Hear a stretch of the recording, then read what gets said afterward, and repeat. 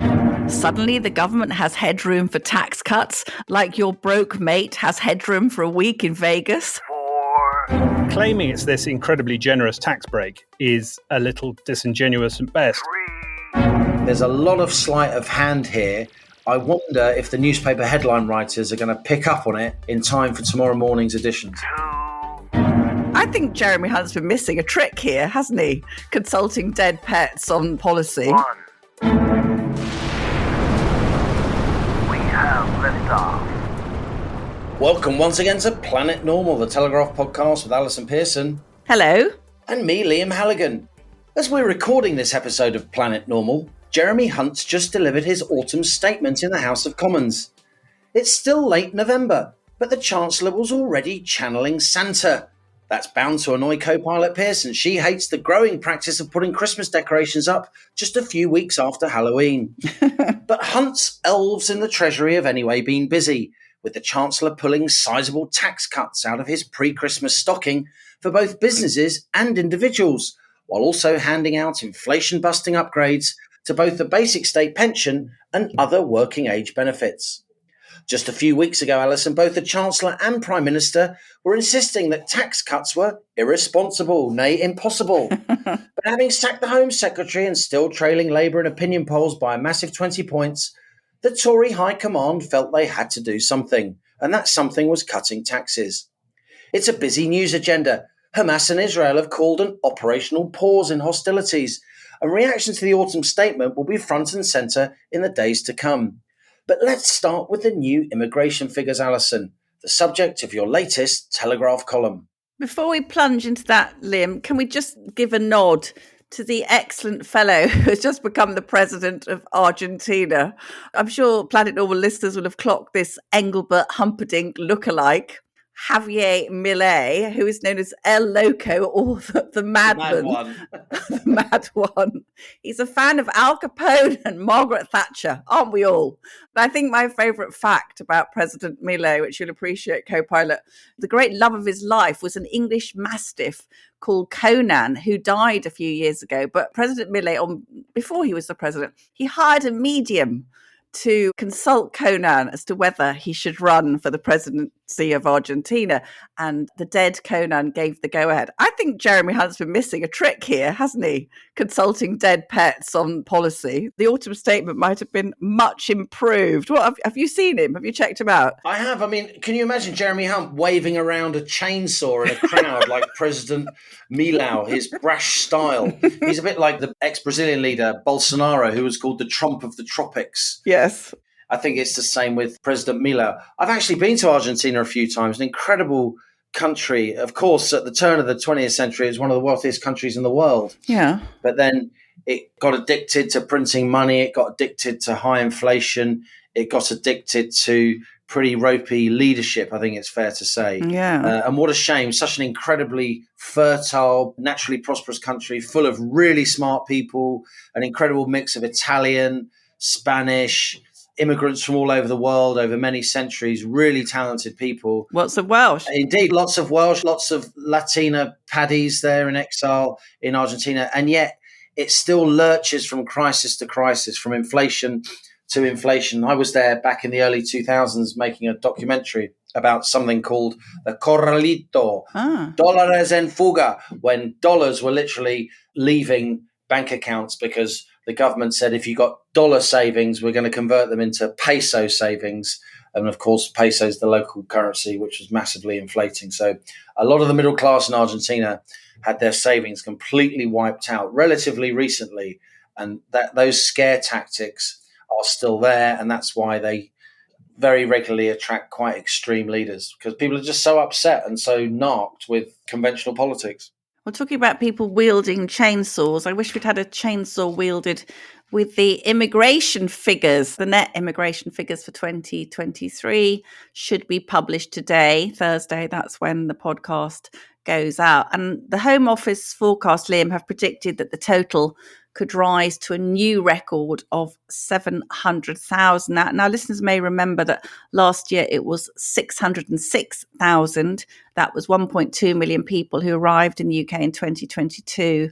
And then, of course, they deducted the number of Brits who emigrated to get that 606,000 number. Now, my cynical take on this Home Office prediction of 700,000 is the government may well be briefing a higher figure. So there's a sliver of relief when the actual number turns out to be a mere 500,000. But what I feel, Liam, actually, and why I was pretty exercised in my column today, and as were the more than 3,000 Telegraph readers who commented, is that whatever smoke and mirrors are deployed, it is now really clear that our Conservative government is addicted to mass immigration, using it to drive up GDP and say, look, the economy is growing, when in fact my view is that it's putting immense pressure on already broken public services and reducing the quality of life for ordinary British families who, as you've taught me, co-pilot, that can be measured in GDP per capita. And of course, we had the delightful news this week that the UK is now worse than Rwanda for getting to see a GP. So if someone can square that circle with people not being deported to Rwanda, but we can all hop over to Rwanda to get to see a GP. So we are seeing this really huge demographic change in the UK and even more immigration than we saw under Tony Blair. But the big difference, Liam, is the Conservatives have promised in every single general election manifesto to reduce immigration. And you and I, we were supporters of Brexit. And after Brexit, we thought we were going to get this Australian style points-based system, didn't we?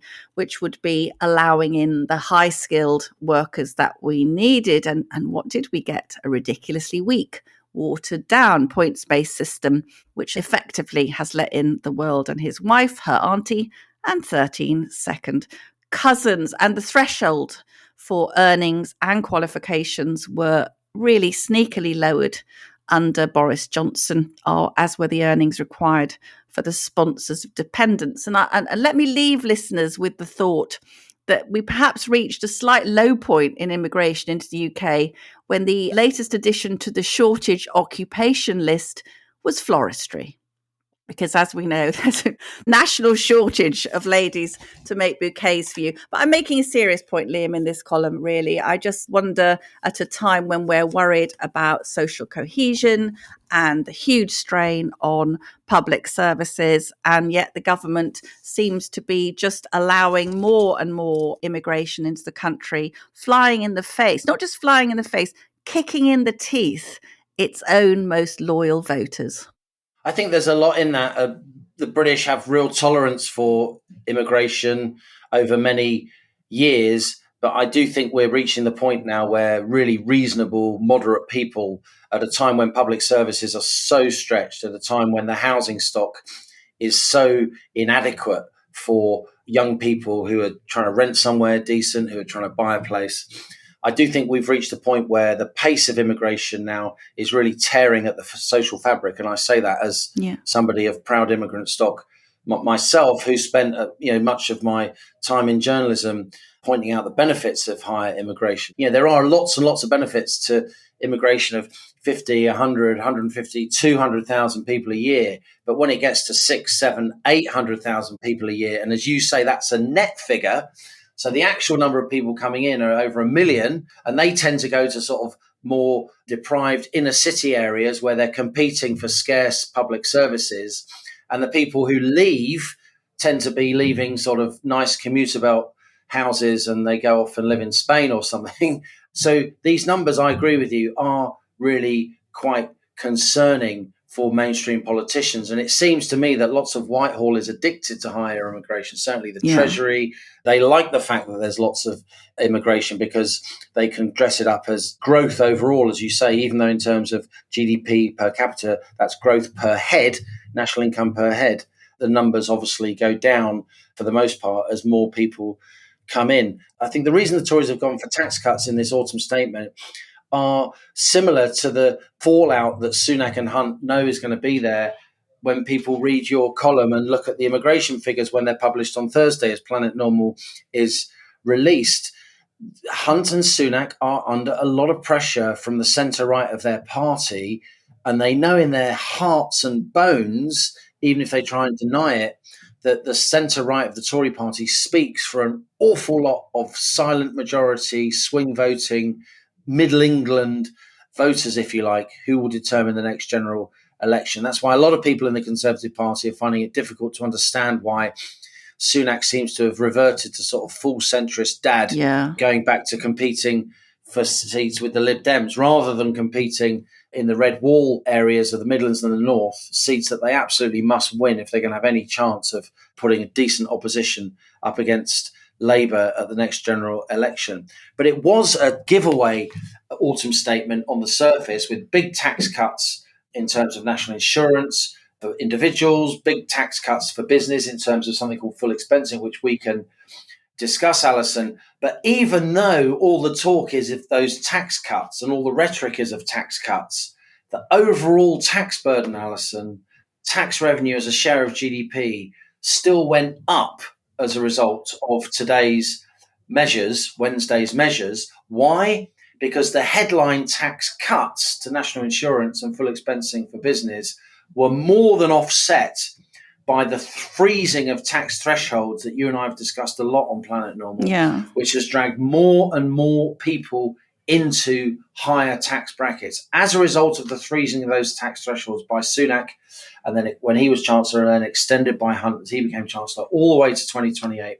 4 million more people will be paying income tax than before by 2028, and 3 million more people will be paying tax at the higher rate. And we're talking about middle-ranking nurses, teachers, police officers. They're not meant to be high-rate taxpayers, but they are. They're being dragged into those higher tax brackets by stealth taxes, by the freezing of these tax thresholds. So the Chancellor talks a good game in terms of cutting taxes, but the reality on the ground is very different. I've been so highly trained up by you, co-pilot. What have I created? It's like a Frankenstein, a Franken economist. Yes, so I jotted down big cut in national insurance, but in reality, government is taking much more in tax, ? That's true. Giving back 9 billion in tax cuts versus 45 billion in tax rises via freezing thresholds. Is it a contrick? Ask Liam. You see, look, I mean, honestly, just wind me up now. I'm practically there, aren't I? You're exactly right, Alison. Your instincts are correct on this. The freezing of these tax thresholds is the equivalent to sort of 4, 5, 6p increase in the basic rate of income tax over 5 years. Imagine if the Tories did that. It would absolutely upend British politics. People would be demonstrating on the streets. Sunak would be out in an instant. And I must say, I was at a gathering last night and I was talking to many senior politicians, including lots of Conservatives, and really well-placed, highly informed people in Parliament were telling me, Alison, that letters were going in. Wow. Okay? And not just a few, not just the awkward squad. Letters were going in. And I wonder how quickly this autumn statement, which got a huge cheer in the House of Commons, will actually start now unraveling by the time Planet Normal is released on Thursday morning, as people realise, and I've got the little bit of the OBR report where the government is caught out red-handed, as people realise that the tax burden is actually going up. Let me just read it to you. So this is on page 11 of the OBR's technical document. Tax changes in the autumn statement reduce the tax burden by 0.7% of GDP, but it still rises in every year to a post-war high of 37.7% of GDP by 2028-29. Income tax increases explain most of the increase in this forecast, rising from 10.2% of GDP this year to 11.3% in 2028-29, driven, and here it is, by threshold freezes and strong nominal earnings growth. That's what we call fiscal drag right there. By 2028, frozen thresholds result, these are the figures I just cited to you, in nearly 4 million additional workers paying income tax, 3 million more moved to the higher rate, that's 40%, and 400,000 more paying what we call the additional rate, that's the 45% rate of tax, which kicks in at around 125 grand. So that's what's happening. There's a lot of sleight of hand here. I wonder if the newspaper headline writers are going to pick up on it in time for tomorrow morning's editions. I'll tell you something that made me laugh that I saw on social media, and someone had said, suddenly the government has headroom for tax cuts, like your broke mate has headroom for a week in Vegas. I mean, that's true, isn't it? This whole idea of headroom's nonsense. All it means, headroom means in this instance, that the OBR has forecast that we'll be borrowing slightly less than we were in a year or two's time. But that, again, they're just forecasts. They're just forecasts of money we may not have to borrow. So we may be, if the forecasts are correct, and they often aren't, less in the hole than we thought we were going to be. But we're still in the hole, as they say at card tables in Vegas. So the idea that there's money to spend and so you must immediately spend it is complete nonsense. The only reason they've gone for massive tax cuts is because they're desperate, because Starmer's 25 points ahead in the opinion polls, and because the centre-right of the Tory parliamentary party is still going nuts that Sunak got rid of Suella Braverman, who in many ways is their standard bearer. So I jotted down also on my questions for Liam Pad. It says that, so that means that instead of borrowing 115 billion as forecast in the March budget, the Chancellor will have borrowed only 98 billion. I mean, this is only 98,000 million. Only 98 and 9 zeros in 1 year. In 1 year. Yes. It's absolute madness. The government is spending more than 10% of all revenue on debt service, on debt interest. More than 10%. That's immoral. We know what Jeremy says, don't we? I've been taking difficult decisions. I've been taking difficult decisions. No, you haven't. You've been taking easy decisions to try and bribe your way to an election victory.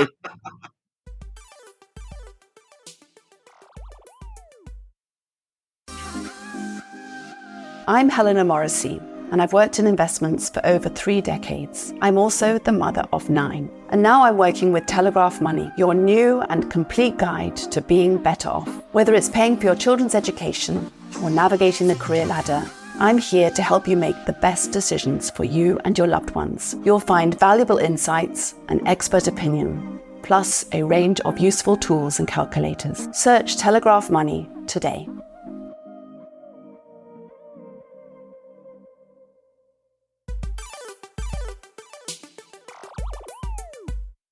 Now, we invite all kinds of guests aboard the Rocket of Right Thinking, from cabinet ministers to spy chiefs to business leaders. But sometimes, Allison, it just feels right to welcome aboard one of our own. Ben Wright's a columnist and associate editor at The Telegraph, of course. He was previously The Telegraph's business editor, one of the most respected financial journalists in the UK. He's previously worked for the Wall Street Journal and also Financial News. Ben, a busy day for you. We're delighted to welcome you back to Planet Normal. Alison and I are keen to hear what you made of the statement. So what did you make of it? A pre-Christmas giveaway? Can the country afford it? Hi, Liam. Hi, Alison. Thank you very much for that intro. I think that's the nicest intro I've ever got anywhere. I didn't mean a word of it. Well, fair enough. I did. I wish I was a spy chief or a cabinet minister. There's still time. But you're still, yeah, maybe. So, was it a giveaway? Was it a tax-cutting awesome statement? Sort of, but not really, I think is the answer to that. So, context is everything here. And you had sort of been mentioning it already, but the real sort of hero/anti-hero of this autumn statement was inflation, because it was doing a lot of the heavy lifting. And obviously, higher than expected inflation has pushed up tax receipts, and Hunt has banked those, but it's also pushed up public spending, which he's basically ignoring. And obviously the main rabbit out of the hat was the cut to national insurance by 2 points to 10% and he's bringing that forward. That's going to happen in January. Now, the key here is what this all costs, and that's expected to cost £9 billion. So that cut in national insurance cuts £9 billion. However, it's been estimated that because tax thresholds will be frozen next year, so this was the fiscal drag you were talking about earlier, there'll be a £10 billion increase in personal taxes in real terms. And so what you've got really is Hunt taking a tenner off taxpayers, giving them £9 back and asking for us to applaud his generosity. I think you're right about that, Ben. I think the Tories have worked very hard to make it look and feel like a tax cutting budget. Those two big tax cuts are very significant, not just the fall in national insurance, but the making permanent of full expensing, which I'm sure you'll talk about. But the reality is, and it's there in the OBR's fine print in the technical documents, is that the overall tax burden is still going up. And there's lots of centre-right conservatives who said, if this autumn statement raises the tax burden any more, it was already heading for a 70-year high, now it's heading for an even higher 70-year high, then they wouldn't actually vote for the legislation to implement these measures. I'm not sure that they're going to follow through on that threat, but it certainly shows you how high feelings are about the extent to which the Tories have raised taxes. Yeah, absolutely. And I mean, you mentioned full expensing there. Hunt's made that permanent, and that's definitely a good thing. Everybody was crying out for it. It's going to cost another £11 billion a year. But it's also worth remembering again, I mean, a full expensing, that's you can offset your tax if you're investing in infrastructure or machinery and things like that.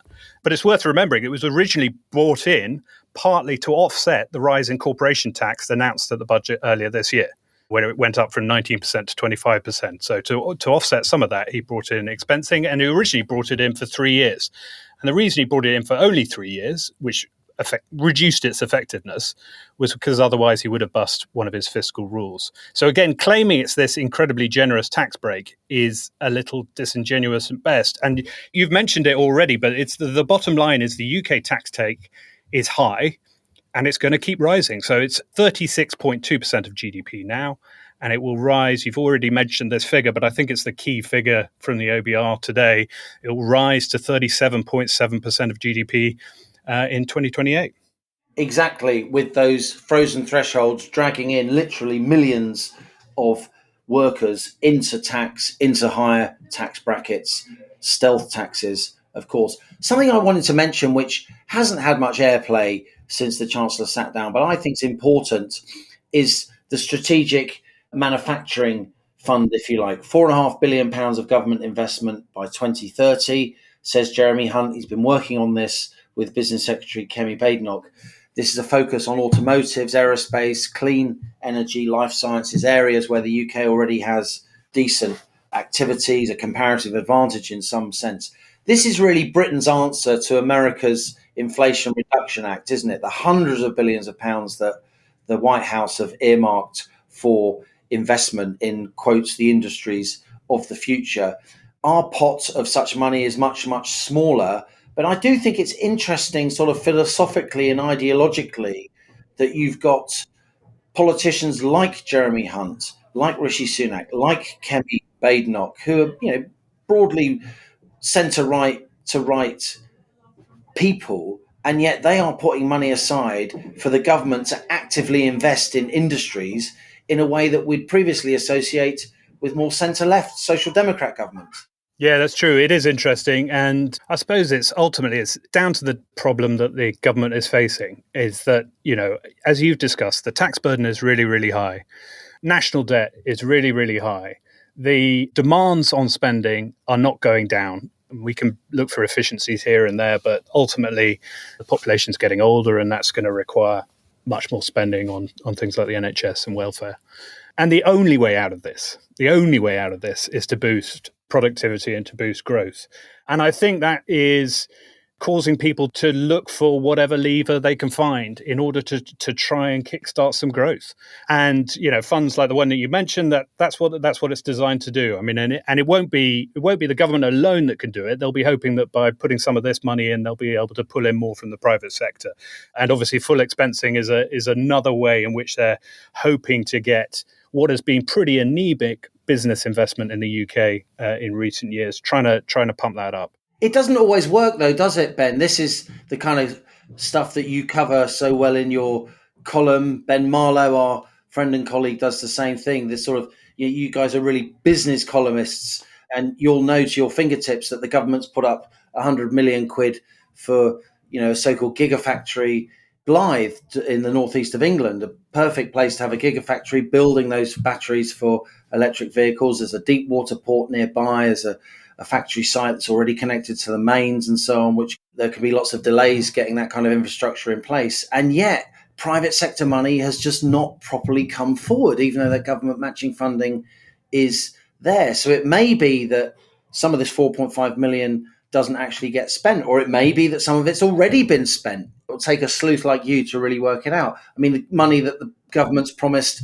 to Tata for a new factory in Somerset, money that the government has promised to Jaguar Land Rover, and so on. Is that included in this 4.5 billion, or is this 4.5 billion part of a new pot? It's difficult to know now, and I suggest it'll be difficult to know ever. Yeah. Because often the government doesn't disclose these sweetheart deals that it does with private sector, often overseas companies, does it? No, 100%. You're completely right. And it's, there's very often double and triple counting going on here. And it's very hard to work out what's new money and what's old money and stuff that's being pre-announced. Ultimately, I think when we're talking about boosting business investment, there can be these sort of enticements, incentives, baubles, and they can help here and there, but they don't help if the broader business investment environment is not there. And that really is, the tricky thing. And when you talk to businesses, as I have done for the past few years, we've just been through a long period of uncertainty. We've also been through a long period where, not so much now, certainly under Sunak, it's changed, but lots of businesses have been complaining that they can't get through to the government, can't talk to them, haven't been even getting FaceTime. And there are sort of broader things that sit above the incentives that the government has flip-flopped on. And things like the attitude to net zero targets, for example, and you may be pro or anti them, it doesn't really matter. But from a business perspective, they're kind of neutral on whether they're good or bad. They just need consistency, right? They want the consistency. So if the goalposts keep moving, then the easiest thing to do as a business is just to not invest, wait and see what's going to happen. And there's a little bit of that now because a lot of the business community is, frankly, waiting for a Labour government. Ben, I thought Rachel Reeves made a strong response to Jeremy Hunt. She talked about too little, too late. I'm kind of coming to admire her and trust her more indeed than I do Jeremy Hunt. But something she did touch on, which we haven't mentioned yet, was that the national debt was barely falling. I mean, 91.6% of GDP next year, 93.2%, 2026, 2027, 92.8% in 2028, 29. I mean, that is basically flat, isn't it? And with these enormous, Liam's often mentioned, these enormous high debt interest payments, even if we do have any surplus, that doesn't seem to be enough to get debt down. And I'm of course a very, very up and coming economist, but still a bit of a novice. This seems to me, are we building a house of cards here? Yeah, so a lot of what we're talking about here, so they're huge numbers, and we're having big arguments about how much the little bits that they're changing. So the tax burden is huge and is not going down. The debt burden is huge and not going down. And growth is anemic and not going up. So it's basically, if you wanted to take the headlines out of the autumn statement today, it's as you were, because not much is changing. When there's no fundamental catalyst to get the UK economy out of the mire in which it is at the moment. And that is basically the stick which Rachel Reeves has been using to beat the Tories for the past couple of years now. And she was able to do it again. And she's sort of getting better at it because she's getting more practiced at it. Just to say, I think this is one for both of you, really. So the pollsters, Redfield and Wilton, asked which party they associated with lower taxes, and 32% said Labour against 23% for the Tories. And then Labour's also more trusted now on the nation's finances, according to YouGov, which asked which party would be better at handling the economy. 29% said Labour, compared with 20% who backed the Tories. I mean, this is absolutely terrible for the Conservatives, isn't it? We mentioned immigration earlier. So on the two top on their two best, most trusted things, immigration, borders, and taxes, they are absolutely tanking and lagging behind Labour. Yeah, I think it's fair to say there's been a sort of whiff of desperation hanging around the Conservative Party for a while. And Jeremy Hunt tried to sort of open the windows and turn on the extractor fan today. And ultimately, he didn't really clear the air. Outside the pandemic, this was the third largest fiscal loosening since 2010. So he's done a lot, but not really been able to move the dial. And by the way, inflation is still at 4.6%, which is just over 2.5 times what the Bank of England's target is, that strikes me as a little risky. And I just wonder whether this might have been, there's been a little bit of chatter on Twitter about whether this autumn statement means that we're going to have an election in the spring, whether this was a sort of last roll of the dice before an earlier than expected election. And that, in a way, that strikes me as plausible, because there was bits of it that were sort of, it felt like a Nigel Lawson tribute act. So there's the 2% cut in national insurance, right? Yeah. Which felt a lot like Nigel Lawson's 2% cut in the basic rate just before 1987. And then Hunt has announced plans to sell the government's entire holding in NatWest, the high street bank, to the public over the coming year. He even said it's time to get Sid investing again. He did. You'll remember better than me, Liam, because as discussed, you're so much older than me, that when he was number 2. It's so bitter. I went down to the city to post my application for Sid. Right. Well, there you go. I did. Yeah. Well, so when he was number 2 at the Treasury, he wrote the paper for the Centre for Policy Studies in 1980. That was the paper that laid the groundwork for the Thatcherite privatisation plans. And that's obviously led to all of the SID privatisation. So it just felt like a sort of, as I say, a Nigel Lawson tribute act, a bit of sort of ersatz Thatcherism. And I just felt like it was sort of maybe the last big push ahead of an election in the spring. It strikes me that this could lay the groundwork for an election, but if they can hang on longer and if they feel that the economy is improving in January, February next year, then my hunch is still that they'll hang around to do an even more kind of pro-consumer budget in March or April before an election next summer or autumn. A couple of other things we should just mention for completeness. The package contained a benefits upgrade, working age benefits upgrade of 6.7% from next April. The Chancellor there using the higher September inflation number to upgrade those benefits rather than the lower October number. That's worth about 470 quid a year for 5 million of the UK's lowest income households. Recipients of the basic state pension will be pleased that the triple lock was honoured. So the state pension went up 8.5% from April next year. That's 900 quid a year. That's quite a lot of money. And then, of course, we had those investment zones, those free ports, tax reliefs there extended from 5 to 10 years. I didn't realise the tax reliefs on them only lasted 5 years, Ben. I don't know if you did. And then new investment zones in the West Midlands, East Midlands and Greater Manchester. And I wanted to ask you, Ben, we were just talking about Nigel Lawson there. How would you feel watching this if you were Liz Truss? So I was going to go for the word vindicated, but I don't think it is a full. I know you can't bring yourself to. I'm not sure it's a full vindication, but I mean, obviously there was lots in it that was similar to her emergency budget: cutting business tax, cutting personal tax, going for growth. The big difference, of course, was that Jeremy Hunt didn't go out of his way to annoy the Office for Budget Responsibility.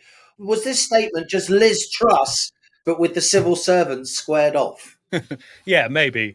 It's sort of more sensible messaging, maybe, is the way to put it. Yeah. I said at the time that I didn't have a huge amount of issues with what Truss was trying to do. I mean, a lot of the taxes that she was cutting had only been introduced very recently. And clearly, the idea that we should be going for growth, I don't think anybody argues with that. It was just the manner in which she did it. And it obviously spooked the bond markets, and that's not a great idea.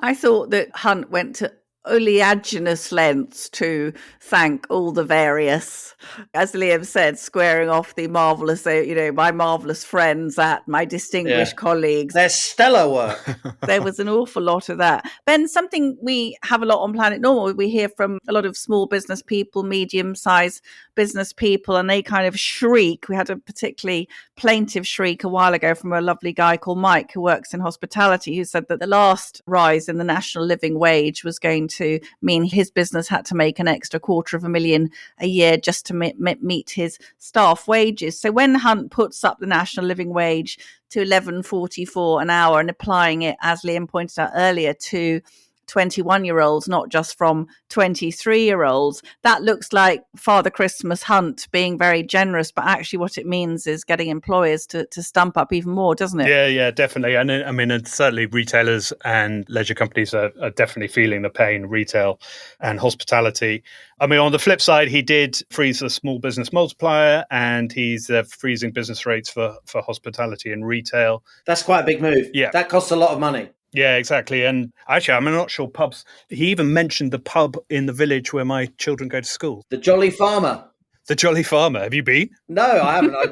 I just got a weird memory for these things. Well, very good memory. It's where I go for a drink to calm myself down after a parents' evening.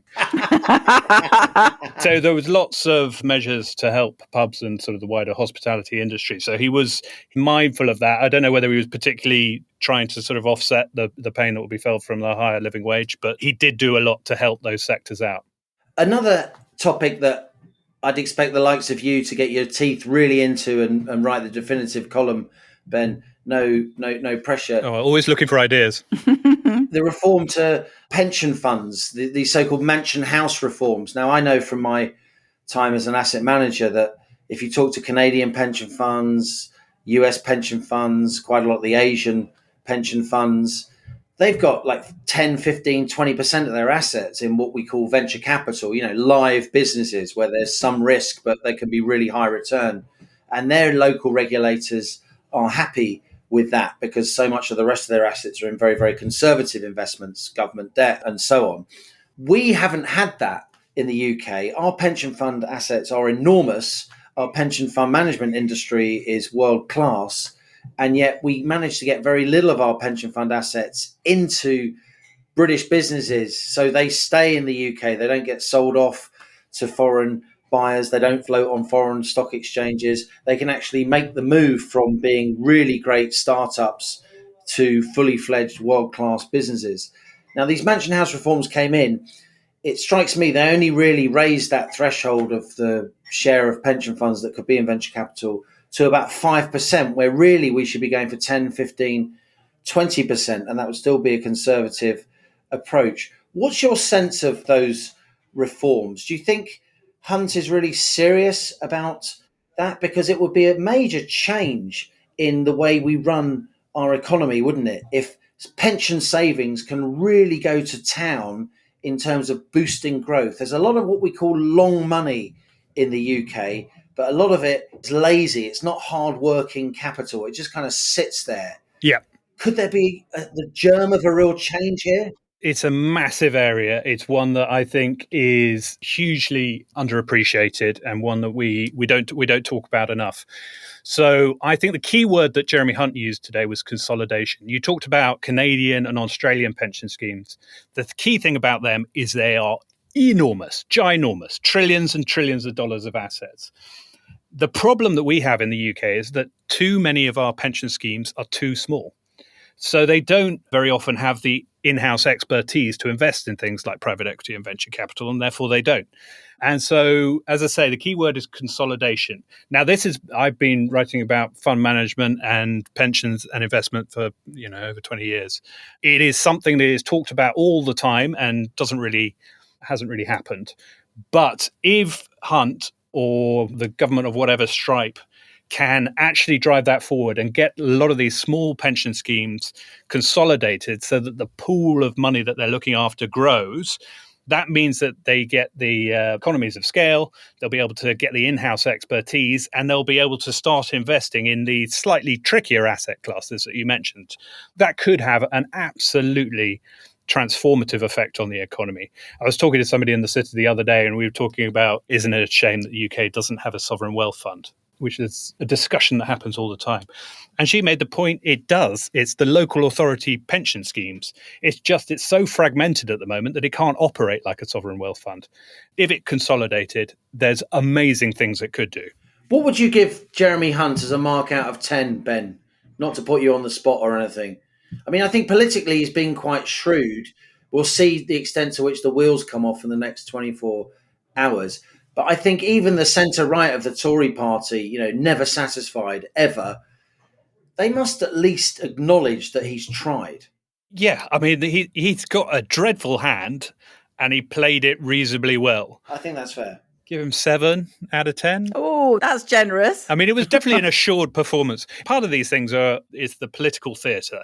And on that, I think he was assured. He looked statesman-like. He looked like the kind of guy you would like looking after the economy. I mean, you talked about whether the wheels will come off on the numbers. I don't. It's staring everyone in the face. I mean, that number, 37.7% of GDP for the tax burden, and it's going up. It's going to be going up in every single year for the next 5 to 6 years. And they're pitching it as a tax-cutting autumn statement. So it's clearly not that. And then all of the rhetoric around inflation, I just find weird as well. You know, the Conservatives have been tweeting out this message saying, we were told it wasn't possible to halve inflation, but Rishi Sunak did.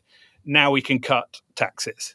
Now, there's 3 sentences, and there's a problem with every one of those sentences. Nobody says it wasn't possible.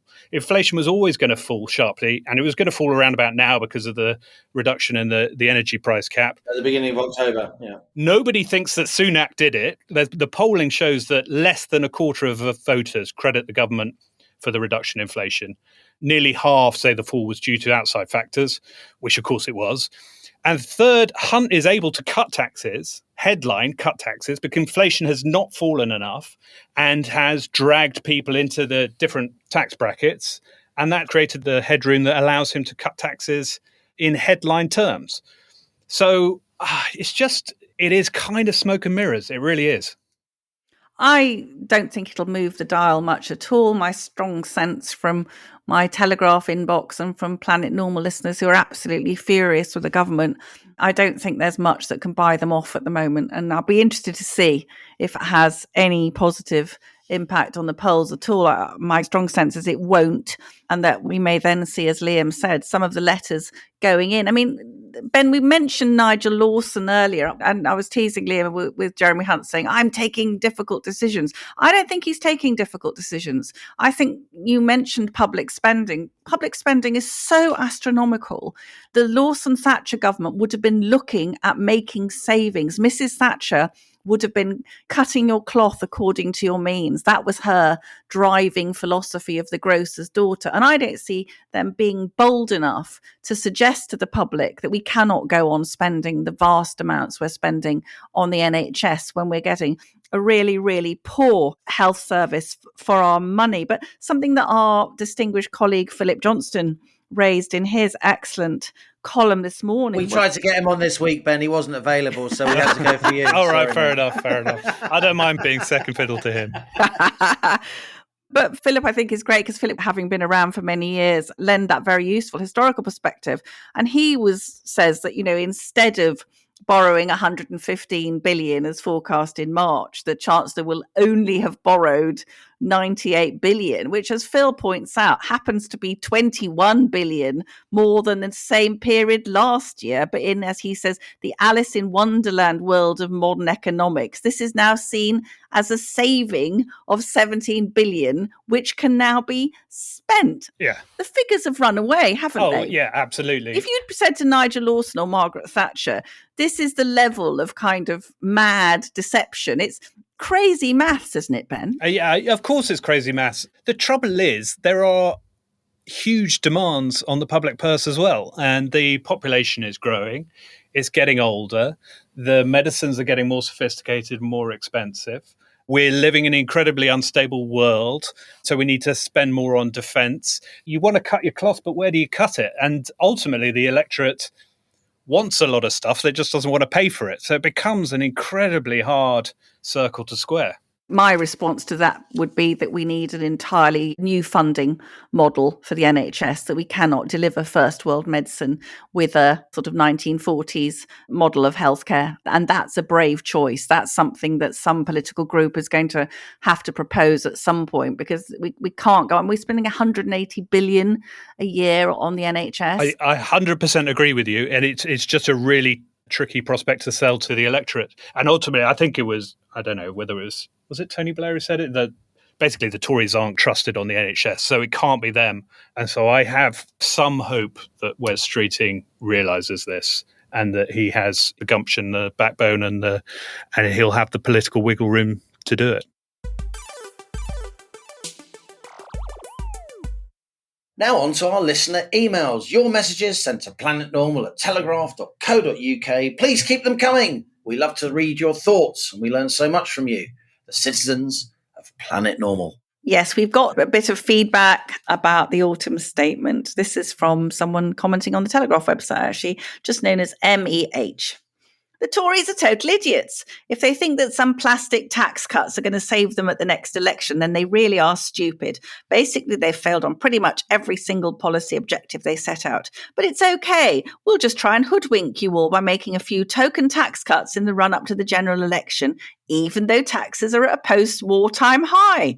It just shows how much contempt they have for the everyday voter, who they assume is too thick to see through it. I don't want a Labour government either, but I can't hold my nose and vote for the Tories. They smell so bad now, it's just beyond palatable. I will almost certainly be voting Reform, assuming they put a candidate up in my area.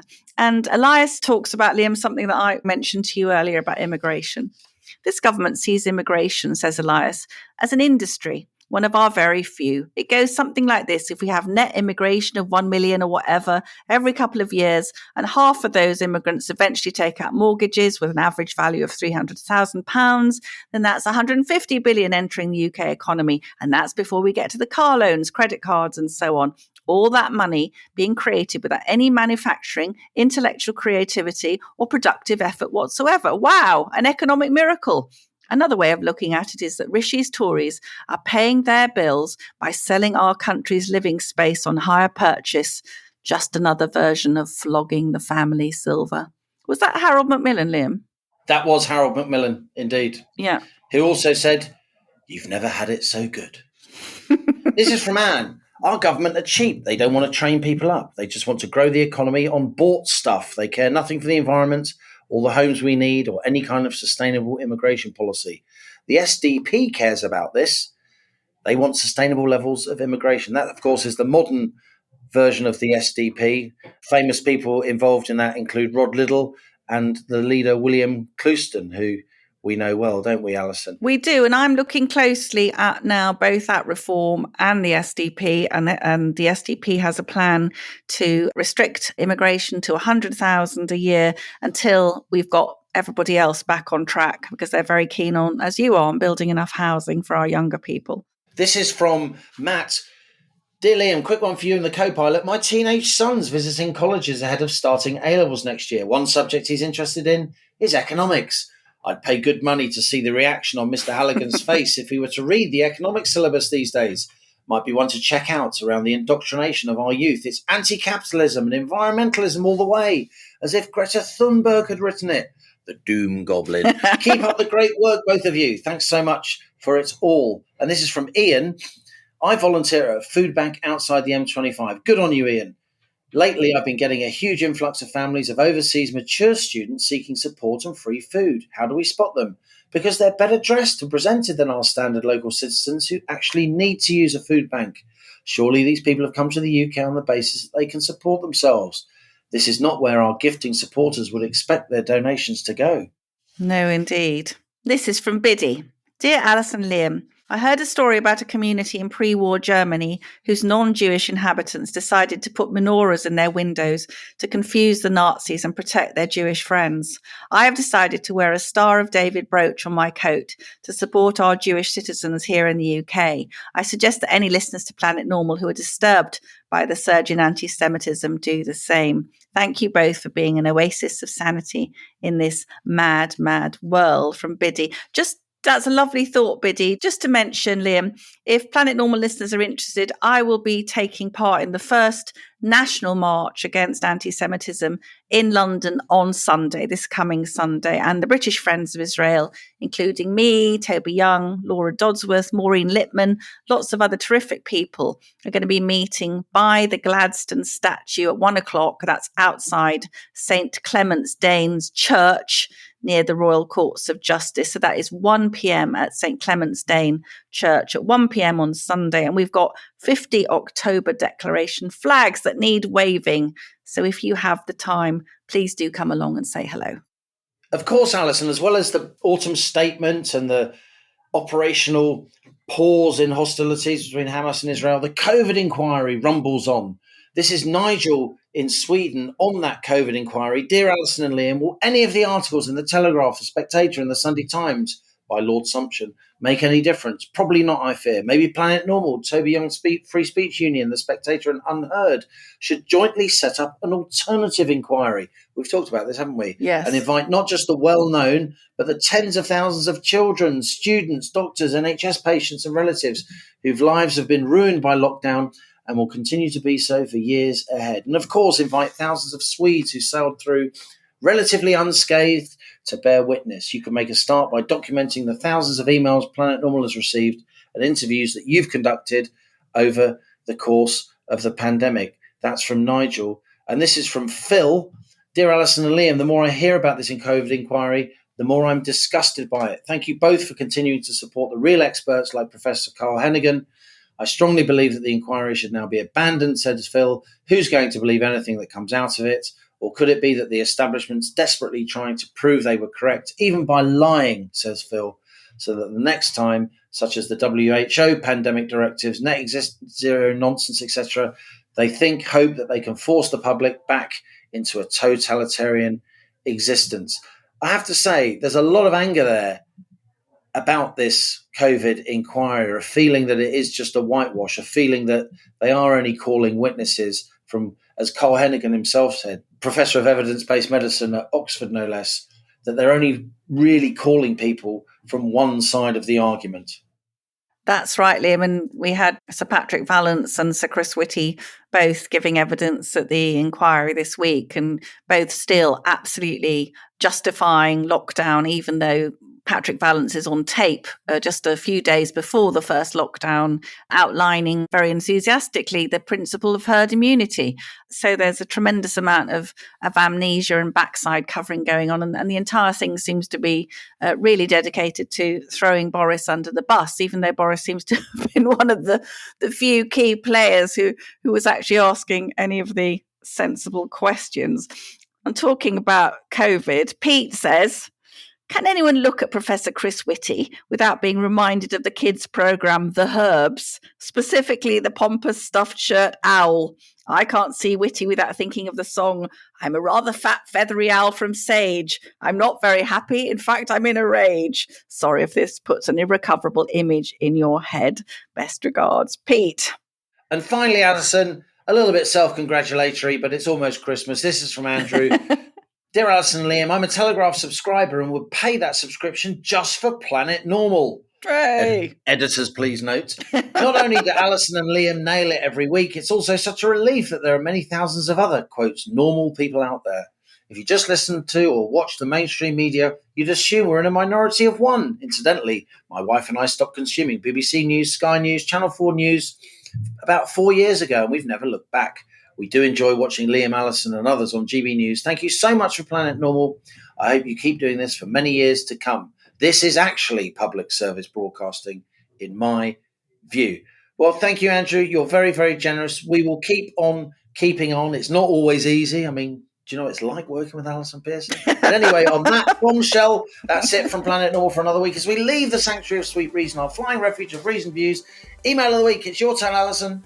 Right, it's definitely going to Andrew for his nicely judged, entirely balanced puff piece. Basically, if you butter us up and send us a packet of fudge, we're yours. Particularly if you're Welsh. So Andrew, email us at planetnormal@telegraph.co.uk. Put the word mug winner in the subject heading of that email. Give us your postal address and we will send you a rare as rocking horse poo Planet Normal mug. If you enjoy Planet Normal, and we jolly well hope you do, please do leave a rating and review on Apple Podcasts or Spotify, where, as Andrew has just proven, you could possibly be, if you write something sufficiently nice and oleaginous. The second use of that word in one podcast. I know. I can't really say it. It's the kind of word that works better on paper than when you actually say it. Absolutely, it is a word. Yes, but as Jeremy Hunt says, I've been taking difficult decisions, Liam. Difficult decisions. And as we speed away from our beloved Planet Normal and the Madness of Planet that comes back into view, thanks as ever to our producers, Isabel Bajard, Cass Ho, Louisa Wells. Stay safe, in touch with us and with each other until next week. It's goodbye from me. And it's goodbye from him.